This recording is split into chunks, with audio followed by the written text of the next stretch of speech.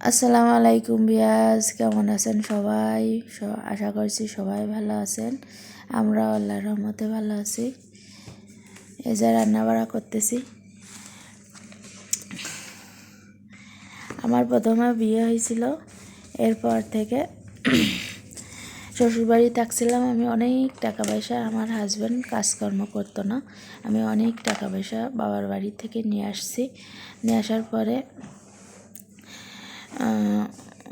আমি নিয়ে আসতাম, আরও বসে বসে খেত।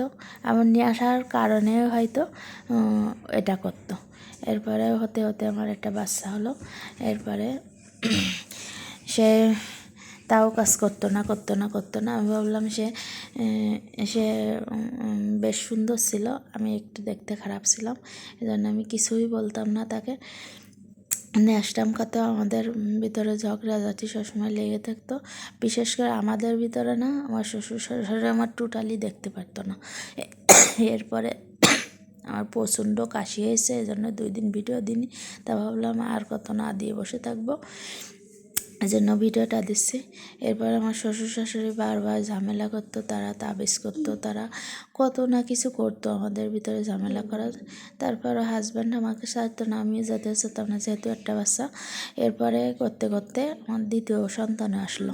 দ্বিতীয় সন্তান আসার পরে কোনো লাভই হলো না। এরপর আমি কি করলাম, তার বাইরে পাঠাই দিলাম, বা সেটা আমার বাপের বাড়িতে টাকা নিয়ে এসে। আমার বাপেদের অবস্থা কিন্তু অনেকটা ভালো ছিল, এজন্য আমি বারবার নিয়ে আসতে পারতাম, ঠিক আছে। এরপরে সে তারপরেও বাইরে থেকে ঠিক মতো টাকা পাঠাতো না, আমি বাপের বাড়ি থেকে আনি চলতাম। এখন আমার বড় ছেলে আমার কথা শোনে না, সে একটু মনে করেন বেতারা মানুষ, এই আর কি, মানে বুদ্ধি হালকাও না, ওই মানুষই কি বলে না, স্বভাব বা ত্যাগের কারণে মানুষই পাগল পাগল বলে, ওরকম। আমি তাকে ঠিক মতো মানুষ তারা করতে দেয়নি। দেওয়ার হোক, আমি বড় ছিলাম, ভাসুর না, সব দেওয়াররা ধরে ধরে মারত। এরপরে সবাই যে যখন সুযোগ পেত, মানুষ যদি অভিযোগ করতো, তাকে ধরে ধরে সবসময় মারধর করা হতো, তাকে সবসময় জ্বালানো হতো। এরপরে আমি তিক্কে করে কী করব, এবার আমার অনেক দিক আসলো। স্বামী এর ভিতরে ভালো হয়ে গেল, আমার কিছু টাকা পয়সাও দিল, আমি সংসার টংসার চালালাম। সে বাইরে থেকে 5-6 বছর পরে বাড়ি আসলো। আসার পরে ভালোই কয়েকদিন চললো। এবার আবার আমাদের ভিতরে ঝগড়াঝাটি, প্রচণ্ড ঝগড়াঝাটি শুরু হয়ে গেল। শুরু হওয়ার পরে এক পর্যায়ে সারাসারি হয়ে গেল। স্বামী দ্বিতীয় বিয়ে করেছে, আমিও দ্বিতীয় তৃতীয়, এইভাবে আমার জীবনটা নষ্ট হয়ে গেল। আমি তো এখন 2-3টে বিয়ে করার পরে আমি দীক্ষা করে আবার একটা সম্পর্কই জড়িয়ে ফেললাম।